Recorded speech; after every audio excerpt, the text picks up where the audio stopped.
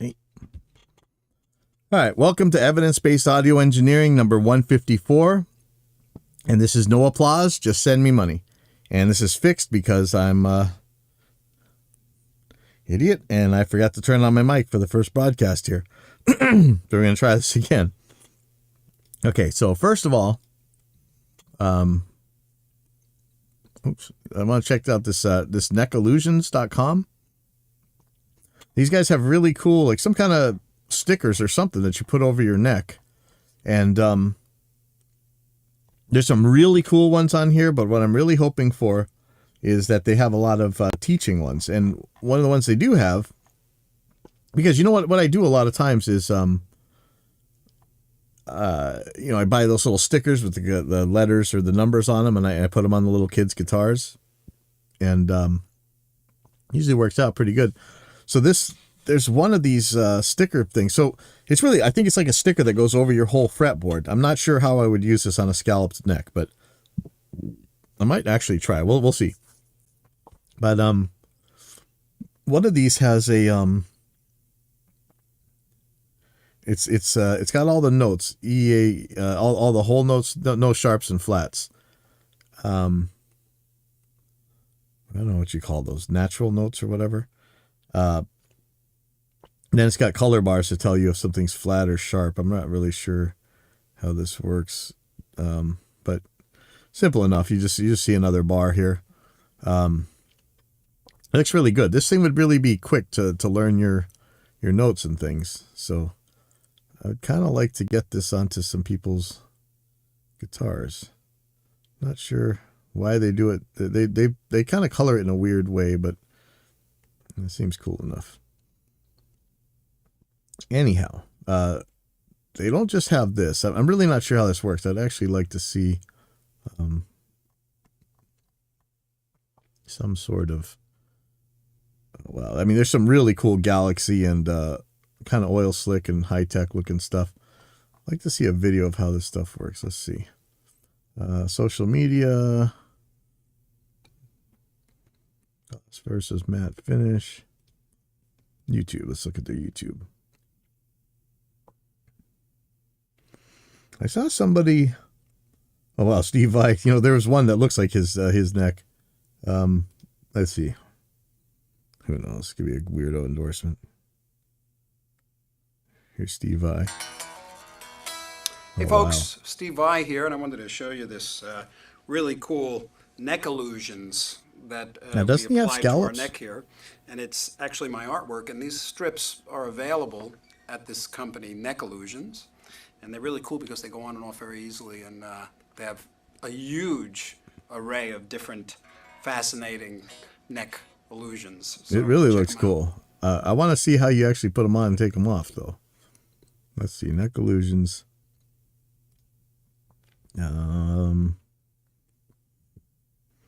So far we have everybody talking about it. Let's see. Let's see them put them on. Lots of reviews. Where's the actual how to do it? It's a little strange, man. I can't find any videos of how to put them on. That's okay. Yeah, some really cool stuff. I'll give this a try. I really want to grab the scale one, but there's some really cool stuff like this one, man. This is like an audio waveform, and I could just sit on here all night looking at these things. It's like a big old elephant. Ooh, little computer chip looking thing. Wow, look at that. Matrix.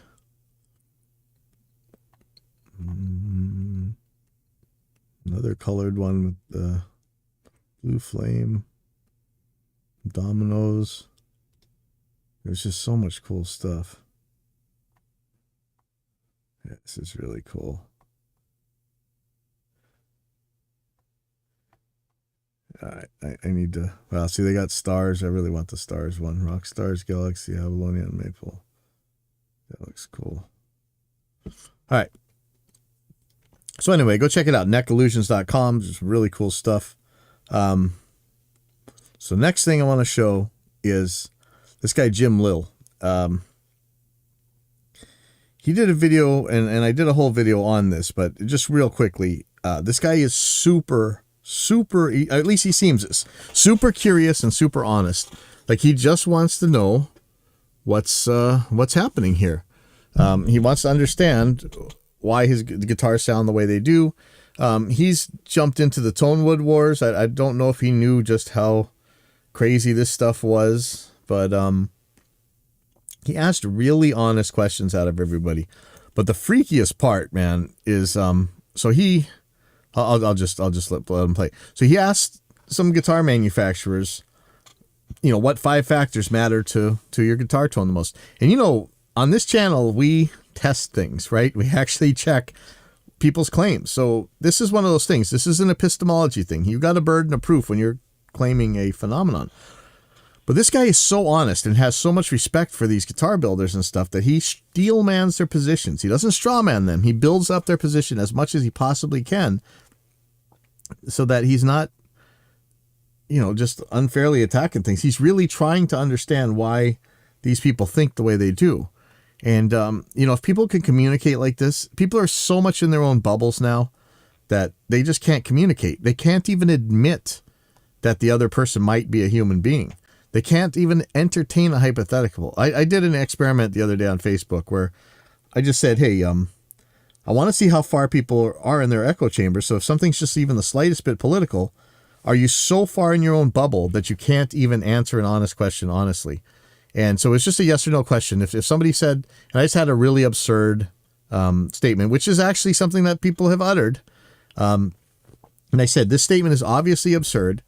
If a politician were to say this statement, would you say that they have no place at the grown-up table setting policies? Should they actually be in charge of sending men with guns to tell other people what to do? Because that's really what laws are. So I said, of course, any sane person would say no. But it was so many responses before anybody said anything. It's all, everybody's in their own echo chambers. They just want to beat down the other side. And this guy was just so honest about it. So I'm going to let him talk here with all that preamble. Personally played and enjoyed very much. And I asked them the question, what 5 factors in an electric guitar make the most difference in the amplified sound? Here's how they were. Okay. What 5 factors in an electric guitar make the most difference in the amplified sound? If you've been watching this, or me, or any of the science channels, you're probably just going to say the pickup, the volume knob, and the tone knob, and whatever capacitors in there. The pickup and the electronics, basically.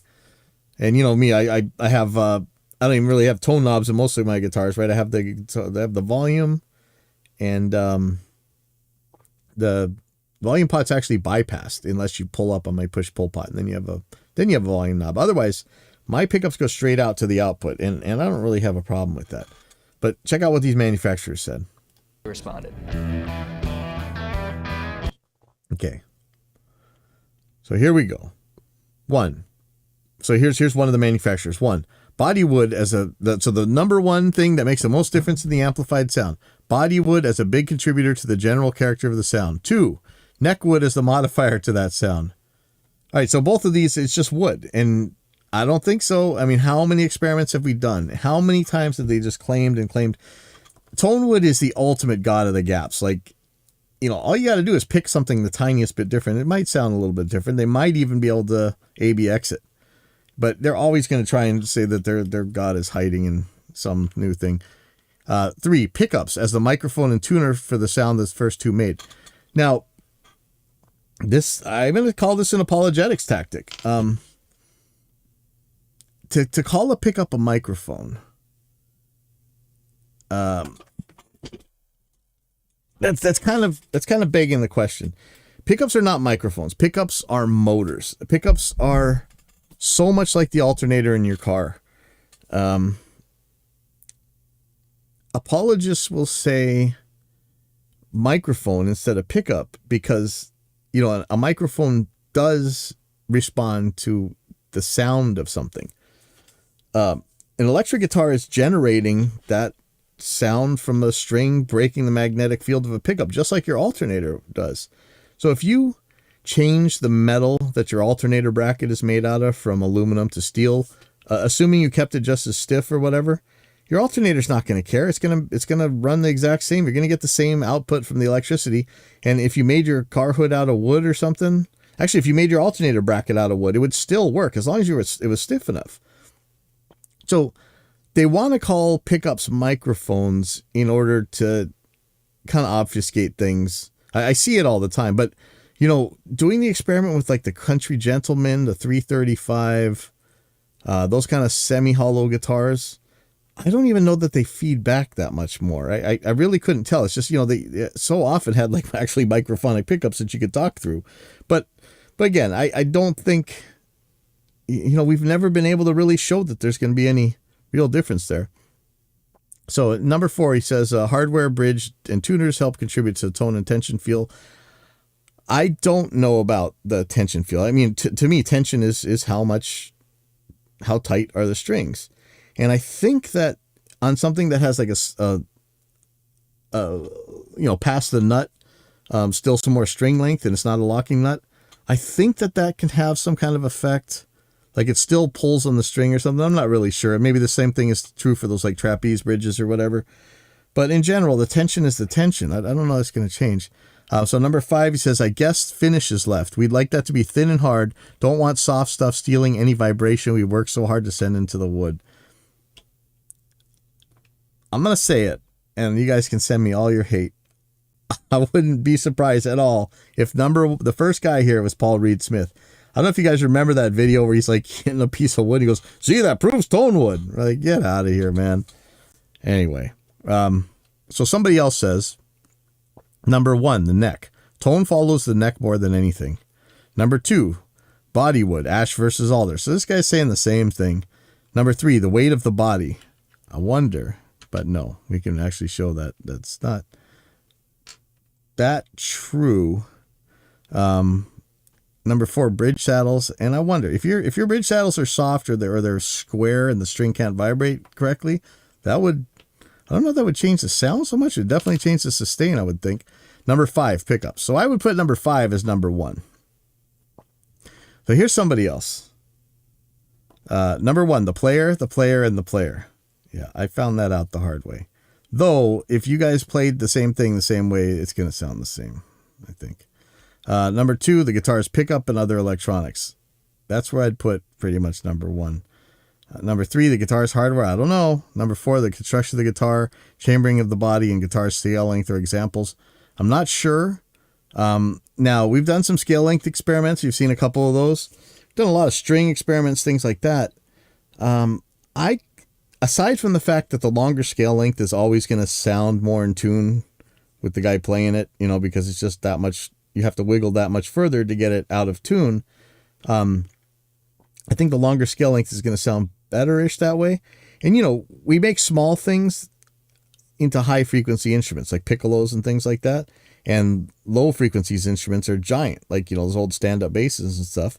But nowadays, people play those ukulele basses all the time on stage, and they sound great. So I don't know that scale length is really that much of the tone. I think it has to do with the harmonics and where they're going to put them. I don't know that even those are going to... It's hard to tell. I remember seeing so many tests where people are showing back-to-back 27 and 25 and a half, and man, I couldn't tell the difference. And you know me, I've got the 29-inch guitar, the 27-inch guitars, I got the 25s. So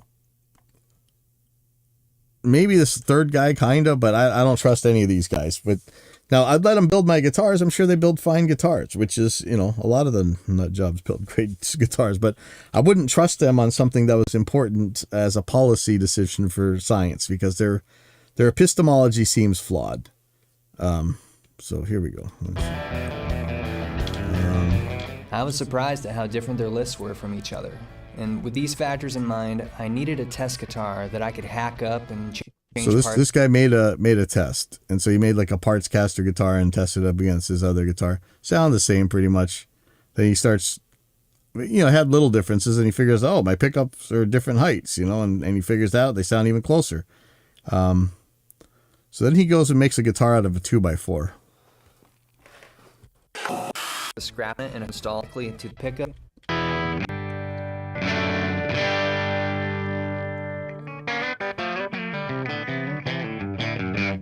I couldn't get it to exactly match. thought maybe the bodywood does play a role, or maybe it's something to do with the neck finish, but I was hearing a harsh top end, so my thought was that maybe it's because I wired straight from the pickup to... Boom! So like I say, it's the electronics. You know, like I said before, I have most of my electronics bypassed, so this is an easier test for me to do. But once he puts the electronics on... jack and didn't include any electronics.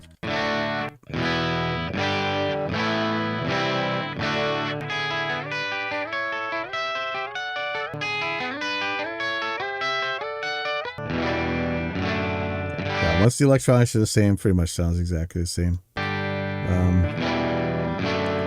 Now, people are still going to say, oh, it's the wood. You know, it's that natural wood contributing tone. So, and this is a lot like the Gittler guitar or whatever. You're going to make an ultimate slide guitar right here. I was satisfied with my research and ready to stop, but I had this voice in my head of all the players and builders out there who have thought about electric guitar a certain way for much longer than I... Okay, so you hear this right here? This is what I was talking about. He is going out of his way to steel man the position of the guys that he's kind of proving wrong. This is how honest he is. And this is, if this was the kind of debate we'd have today, instead of just trying to dehumanize the other person and to really critically think about what they say and to extend the principle of charity and try and put their side in the best context possible, it's only right. Like, I can't believe just how polarized and, you know, frankly, disgusting people are right now. But this guy is just so honest. You know, it's amazing to watch. I have. And that seeing a 2x4 plank guitar still might not be a grand enough gesture to push past deeply rooted beliefs. So I went even farther for one last test. So there you go. The ultimate slide guitar. So he's got a big old metal bench or something. And he's got a bridge on one side bolted to it and a nut on the other side, and he's got strings going across. This is kind of like those fence casters and things that we made to test this stuff out. So there's no body wood. There's no I mean, I guess you could say the tables are the wood, but the entire string speaking length is up in the air. The air guitar. I made it out of a bench and a shelf.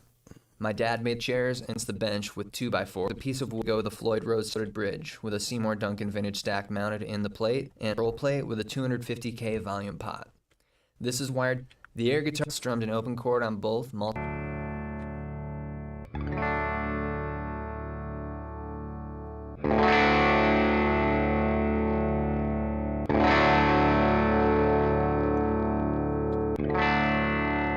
See, no body. Sounds the same as the full-on built-up guitar that Tom Anderson or whatever. Now, I know which one I'd want to play. It'd be kind of hard to carry that table around.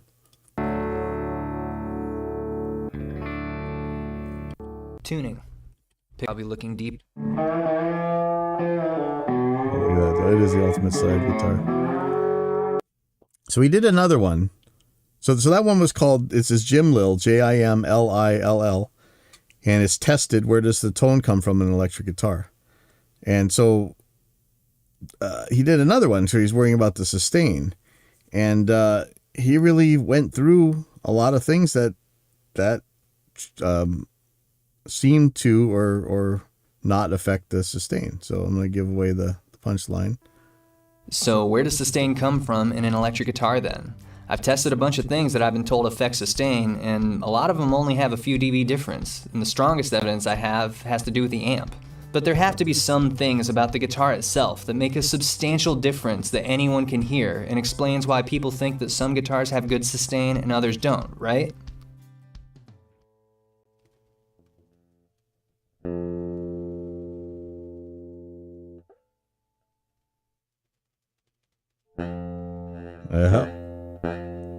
Where you put your finger on the fret, it's gonna matter.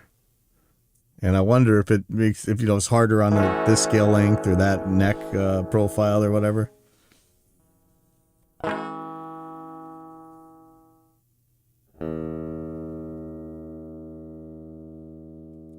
So he's showing all technique that's making a difference.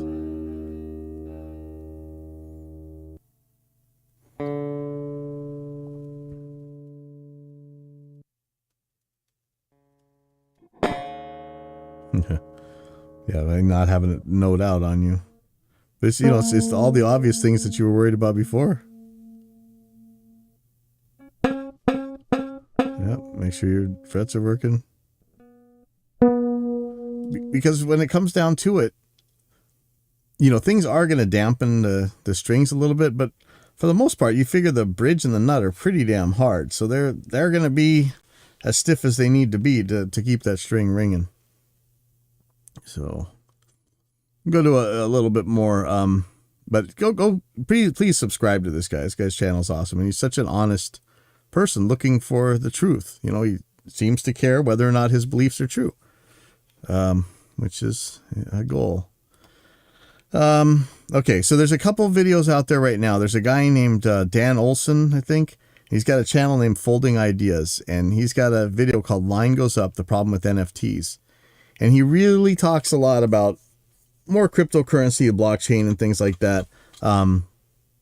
There's another video on something called The Financial Diet. I'm not really sure what this channel's about, but they have the same guy, Dan Olson. He's talking about NFTs and cryptocurrency. Now, his video has got 5 million views, and that sounds like a pretty explosive video. And he really sources a lot of stuff, and he talks about how, this whole blockchain crypto stuff. You've heard my objections probably. I worry, who's really in control of this algorithm? Couldn't this thing be shut down pretty easily? I know for sure NFTs, as far as I can tell what they are, NFTs just point to a registration on a website. As far as I know, if that website ever went down, you're down. The blockchain carries a hyperlink or something to this. I mean, really, it seems like it's just a link token, but it's not like Bitcoin so much that anybody can tell you this thing. Without this website, I don't know. Go watch these videos. I really worry about this crypto stuff. For the most part, this is gambling. It's nonsense, but it's cool the ideas of it are cool, but there's so much hypocrisy going on. Like, a lot of these guys that are doing the NFTs are the same guys that absolutely railed against companies, software companies like mine, where they call it artificial scarcity by having any copy protection. And yet they just created a thing that in essence is artificial scarcity. And so there was this whole meme going around, just right click the pictures and download everybody's NFTs. But I think it's even dumber than that. I think that doesn't even matter. If you want to build NFTs, that's pretty cool. Maybe I'll make one, find some sucker to pay a whole bunch of money and fund your life for quite a while. But hopefully you watch these videos. So it's the video is called Line Goes Up, the Problem with NFTs. I'd go check it out. Okay. And so the reason we're calling this episode, No Applause, Just Send Me Money, is that with the latest 3.15 update, Line 6 is fixed, kind of an issue. It's not as bozo of some of the other issues that I've taken him to task for, but it's not thrilling. Let me read this to you. So this had to, you know how much I love auto engage on, turning on your wah by moving it forward, or your whammies or whatever. This was my posted idea scale, and it'll explain the whole problem here. So I said, please upvote this Helix bug fix at idea scale, and I'm calling it on-off option for wah auto engage to fix snapshot bug. Now I went back and forth with line 6, and some of them disagreed that this was actually a bug, but regardless, it doesn't seem to work the way you would expect. I would kind of call it a logic error, though there might be situations where people want it to work the way that it does already. And of course, I don't like taking things away from people, so I was asking, if you could still make it so that works. So let me read this. It's very hard for me to put this title into short but catchy words, so if anyone has a better title, let me know and I'll edit it. The problem: using an expression pedal to auto bypass, say a wah, results in a bypass toggle rather than actually specifying bypassed or enabled. A toggle would be like, if it's bypassed now, toggle would be enabled. And if it's enabled now, toggle would be bypassed. So it's basically a NOT gate, right? This causes the wah to often be in the wrong state and turn off when it should turn on in snapshot situations, as documented in many threads, such as, and I show some links to some threads, from page 50 in the Helix manual, for example, from page 50 in the Helix manual, and I'm going to quote here, for example, moving expression pedal 1 forward past the heel down position can enable a wah or poly wham block, and returning expression pedal 1 to the heel position will bypass it again. But this is not actually true. When using this method, the position parameter actually determines the toggle point. Whatever state the wah is currently in, going past the position parameter's value will toggle it. Example problem case 1. Let's say you have enabled your wah and your wah is on and everything is working fine. Number 2. You are done with your wah movements and lift your foot off with the pedal halfway through its travel, but above the position parameter's value. Number 3, you now switch to a new snapshot where you specify the wah being bypassed. The wah is in fact bypassed and all is fine until, number 4, you decide you need the wah on, so you move it forward. So let's remember, the wah is like halfway through and it's off right now because you've not only have you taken it off, but or actually, you just lifted it off. So it was still on when you switched to the snapshot, but the new snapshot has it off. So your wah is sitting here. You decide you need the wah on, so you move it forward. You move it forward, but the wah doesn't go on. Number 5, since it has not crossed the position parameter's value, it stays bypassed. Well, okay, just rock it back to heel down position, passing through the position parameter value. Oops, now the wah is on heel down, but moving it back towards toe, right when you come on, bypasses the wah once you pass the position parameters value. And that doesn't mean that the wah is going to work backwards up here. No, this is all off, that whole 90%. Let's say you set the threshold at 10%. 90% of the travel is now off, and only the last 10% is on. So that's not what you wanted at all for the most part. So I put suggested but not really working workarounds. Number 1, put the expression pedal in per preset mode, but that gives you the same problem. The bypass enabled state can still flip the wrong way and can happen in presets as well as snapshots now. It's kind of worse. Number 2, put the expression pedal in global mode. Snapshots will no longer bypass the wah, though you could set the mix to 0% for snapshots where you'll never want in a wah, but not really. That sucks. What was so bizarro is that, I actually put a MIDI cable, like I plugged the MIDI out into the MIDI in, because the command center on this thing is so powerful. It actually let me pull this off, which is cool. But so let's see. What does work with caveats, and still yet, it's a silly thing to need to do, which hopefully Line 6 can implement in the expression pedal bypass method. According to the manual on page 51, incoming continuous controller values 0 to 63 turn the block off. Values 64 to 127 turn the block on. Now this is the direct on, direct off that positive grid keeps screwing up. And many of them actually do. So I said, unlike auto engage with the expression pedals, this is not a toggle. So as silly as this sounds, plugging the MIDI out, I'm talking a 1980s MIDI cable, plugging the MIDI out of the Helix back into the MIDI in of the Helix can work far more closely to the intended behavior. The video at this link shows the proof that MIDI controls a bypass state as claimed. Let's see if this will actually play. Oh, it was deleted. Never mind. The next video shows the wah working with wherever you set the MIDI value, so you can pretty well emulate the position parameter that you attempted to use with the expression pedal. The problem is, this thing did have a wait time, and, ideally you'd have an on threshold and an off threshold, but in this case, at least it had a wait time. So I said the desired behavior, 1, have at least the option to change the expression pedal bypass mode to either on off rather than toggle, like MIDI bypass can do. I can still see use cases where toggle would still be the desirable behavior, so it'd be nice to be able to choose. This is the thing. Steel man your opponent's position, if it might be useful, so leave it in. I know it would be for a lot of people who are used to pedals. Number 4, be sure that this works as predicted with snapshots, especially if that snapshot is meant to start with the wah bypass. Of course, all this applies to other effects such as the whammy and others. Would be nice to auto-engage. Please share this. And I also asked, would it be bad to have wait time added to the MIDI bypass control? Because That seems to be what hurts. But their number 3.15 update actually just knocked this out of the park. I don't think they put an on and off threshold. Let me I could flip on my Helix, but I'm afraid that it's going to blow something on the it's going to wreck something for the way the switching works. It'll probably wreck a sound card or something. I'm scared to turn it on. It's kind of sad. Like, Windows, come on, get your crap together. But I could show you, but I think something really bad might happen. Okay. So we of course have our auto engage plugin. If you have a software that you really want this to work on, but it doesn't, and now it's free. So there you go. You don't even have to buy the thing. It's free.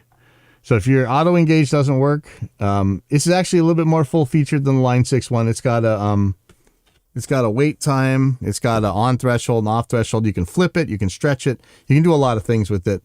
But the one that Line 6 does, it's fine. But if you don't have one in your plugins or whatever, go ahead and grab ours. It's at AIXDSP.com, and you'll find it, and go grab all our other stuff too. And there's a million videos out there on what's on the 3.15 release, but basically, if you want it, go grab it. I think the Helix Stomps and whatever have it too. They strongly recommend performing a factory reset. I did this, but I probably should even reset it more and not load in the new stuff. And let's see, but I get so confused by these things. It's hard to manage. So there's a new amp. It's some kind of like let's see. Line 6 original, the amp model is Ven 2 or something, which is a mountain in South France that is a legendary cycling climb. I did it in 2018. It was awesome and very hard. The model comes from a physical amp idea I had a while back. I was going to build it as a tube amp first. There are only so many hours in a day, though. The idea was to create a coveted boutique amp that had a different origin story.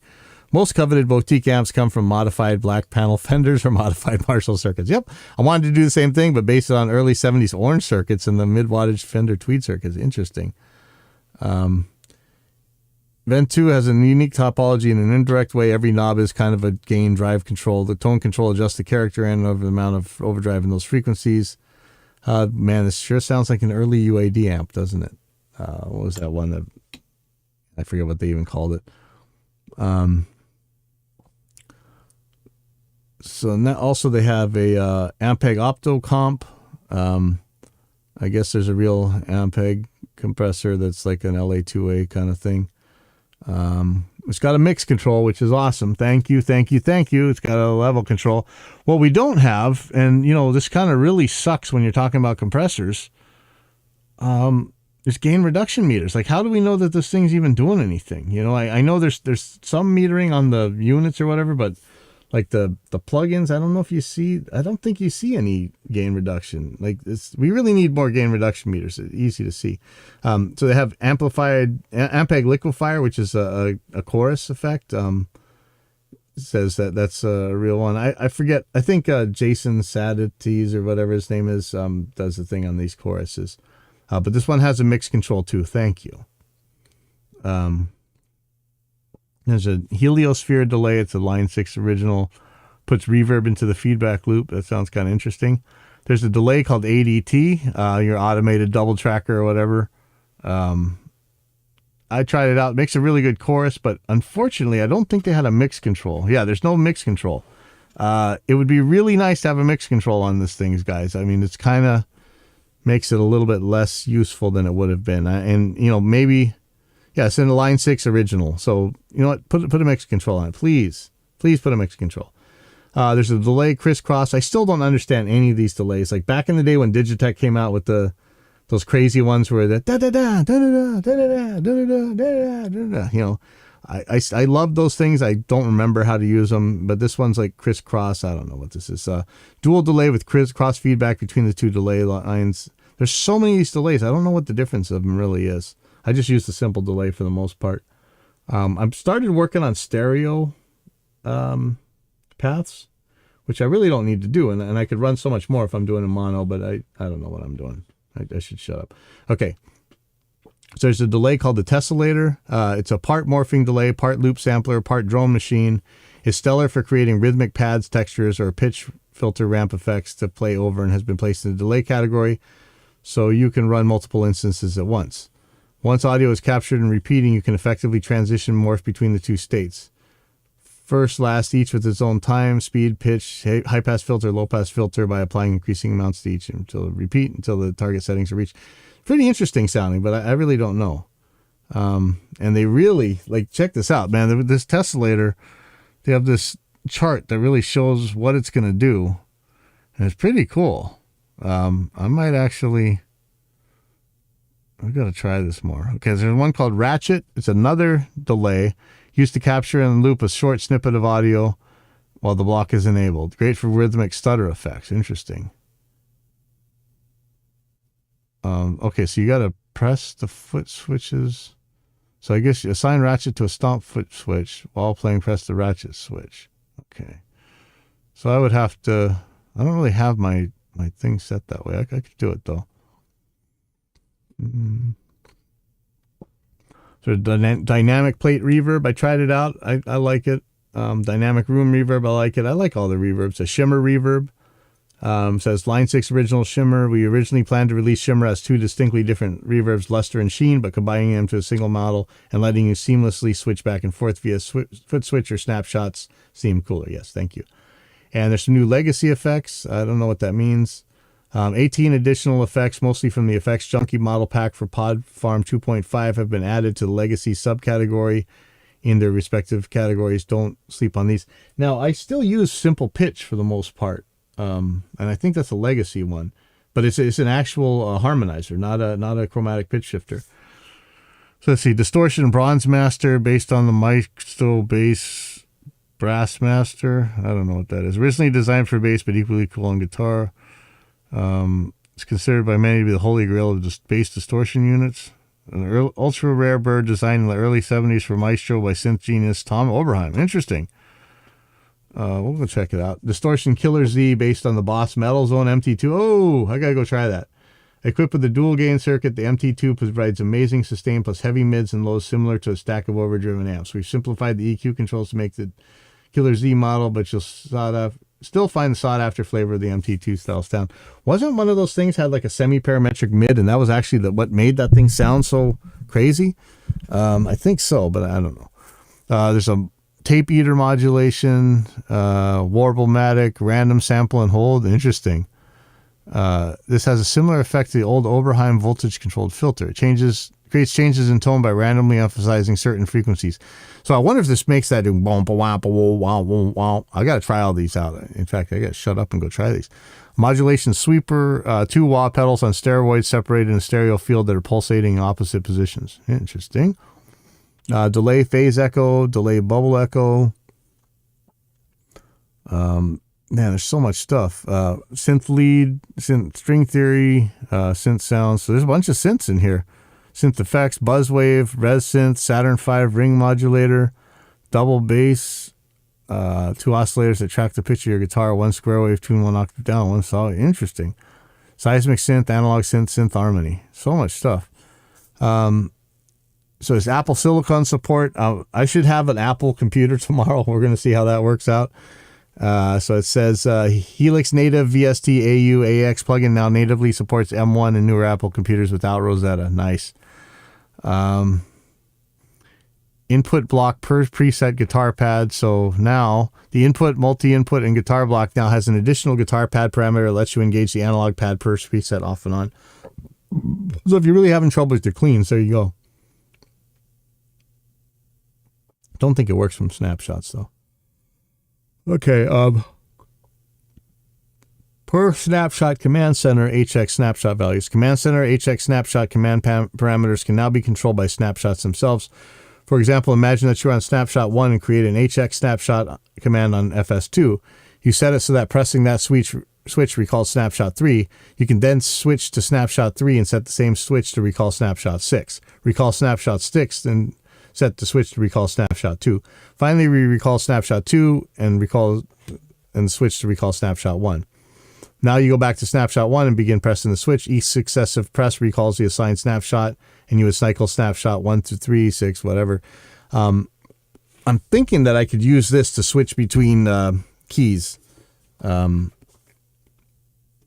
Like if you had, C major, C minor, all that stuff. I'm not sure. I'll check it out. Global MIDI control of knobs 1 through 6, page and preset save. Instead of manually having to assign parameters to incoming MIDI CC messages, knobs 1 through 6 for any block on the home screen respond to new global MIDI CCs. This turns any programmable MIDI keyboard or tabletop controller into a simple way to edit blocks without having to reach down for those who can't be bothered to use pedal edit mode. I still got to learn how to do that. In addition, sending Helix HX a CC74 message will save any changes to preset. Important, we ran out of global reserve CCs and unfortunately had to steal 5 user assignable CCs for this feature. Any parameters you have assigned to CC77 to 81 will have to be remapped. Sorry about that. Ouch. So there's a lot of bug fixes and other changes and stuff. I'm going to go try this out. Then I'm very, I thought I had really read through this before, but there's some that I really want to check out. So I'm going to see you guys later next week, I guess, or I'm sure I got some stuff in a week because if you guys are AIX DSP users, we had a lot of updates this week and I really want to get them out to you. I guys want you guys to try this stuff.